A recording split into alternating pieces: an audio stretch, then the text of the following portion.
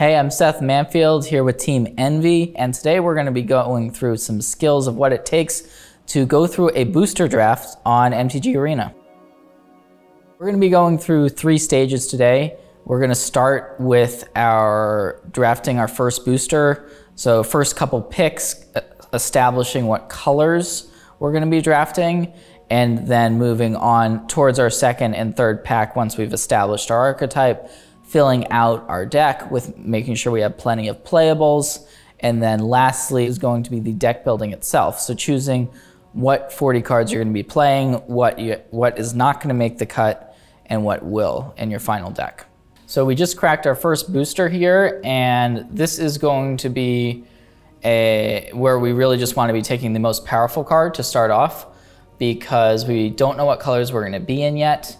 We want to be looking at this particular pack. A lot of times you're going to be looking at the rare as a card that, like, the rares and uncommons are generally going to be the most powerful. Now, we opened a Protean Thaumaturge, which is not it's a fine rare. It's not necessarily like a card we need to be first picking. This is a pretty not great booster. So I think that we want to be looking at maybe a removal spell to take. So I'm looking at the Mire's Grasp. We want to be staying open. We're going to take the Grasp here and kind of look at black as a potential color. Like if we saw a good black card in this next pack, we would probably be more inclined to take it because we already have the Mire's Grasp.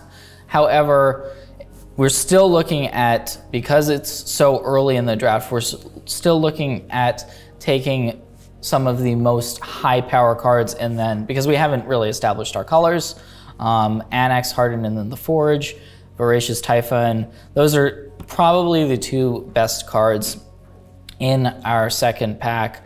I'm actually gonna, because I like Golgari, I'm gonna go with the Voracious Typhon here. Now, would have been nice to have a great rare to start off, but this is okay. And for our third booster, so we got a green and a black card. We're kind of leaning towards black-green, and also the good cards in this pack happen to be in green. Destiny Spinner and Elysian Carotid are both good options. I think that I'm going to take the Destiny Spinner here, and we're just kind of establishing our colors, right? We're not locked into black at this point, but we've got 2 picks in green, so we're most likely to be green, not necessarily committed to black. I'm going to take the Arouse's Blessing, and we will see what happens from here. So not every draft goes perfectly, right? You're not always, sometimes you will get, you will make a pick, your first pick and your second pick and your third pick, and they'll all be the same colors, and everything lines up beautifully, and you don't have to take any cards of other colors. That was not what happened with this draft, right? We started with a Mire's Grasp.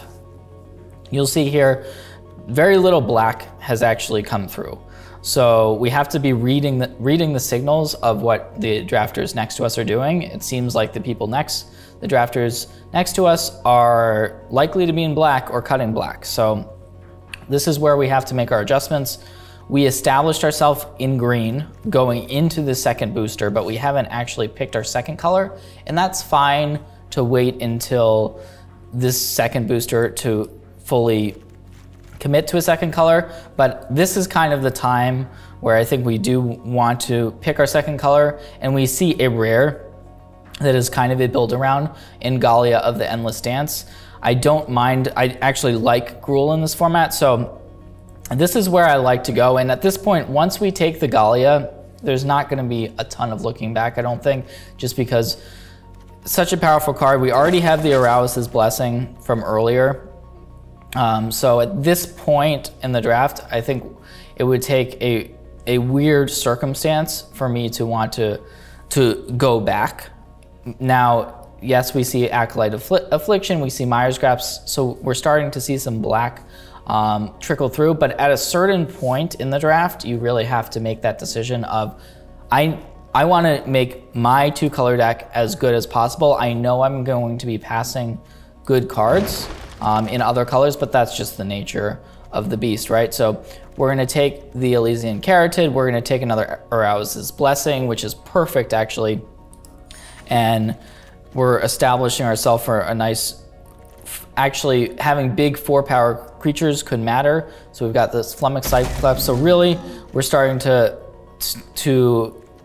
look good in terms of Gruul, and we will be for sure being red-green. It's just gonna be a matter of kind of figuring out what combination of creatures, removal, and combat tricks to round out our deck at this point.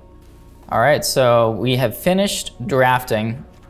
In terms of an actual result of the draft, not necessarily the most high power level deck. That's okay though, because we have a good curve. We've got creatures, we've got a pump spell, we've got some removal, so we can definitely win some games with this. Now, what I did to start was filter out all the cards that are not in our colors. So you'll see a bunch of blue, white, and black cards. We really want to be having a consistent mana base, which is going to mean a 2-color deck. So that means all of those cards are going to be in our sideboard. We're not going to be using them. Now, that leaves us with still a few extra cards in terms of figuring out our final 40 cards. I do think we're gonna want to be a 17 land deck. Now, normally I like to draft around 16 or 17 lands, depending on our mana curve. This could be a 16 or 17 land deck. I don't think you really want to go too much above that or below that. And normally having at least 8 of each source is going to be correct. So the 17 lands looks good here, and it's just gonna be a matter of making a few cuts. So I'm gonna cut 1 Wrap in Flames. I don't think we need 2 of those. It's a nice way of forcing through damage. Relentless Pursuit is one of our possible cuts. I do think we have a decent amount of 2-drops, so we could cut 1 of those as well. Dryad of Mountain's Blaze.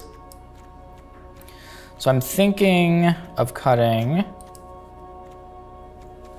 the Dryad and the Relentless Pursuit, which would leave us at a 40-card deck. And you can also look here. You can take a look at your creatures, your instants, your sorceries. Kind of everything is checking out. We want to have definitely plenty of creatures, which we do have at each point in our early curve.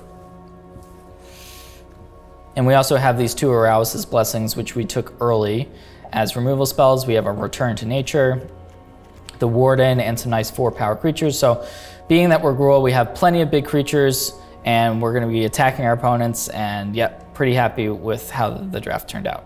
So I hope you enjoyed the tips of drafting on Arena. Now, this particular draft was pretty interesting, right? We started out with the Mire's Grasp, which is a black card, and we ended up with a Gruul deck. So not every time your draft is gonna go smoothly. This time it didn't. So we were forced to adapt and switch gears and ended up with maybe not the flashiest deck where we've got a bunch of bombs, right? Which are the rares and mythics that you dream about opening, but they're pretty scarce, right? So we ended up with a pretty typical deck, which is going to be a nice curve of creatures, some removal spells, some combat tricks, and just kind of being aggressive, 2-color deck, consistent, and yeah, we can definitely get wins with this. And this is a typical draft, but at the same time, remember that each draft is going to be different. So you're never gonna know which cards exactly you're gonna be passed, and that's part of what makes drafting so fun.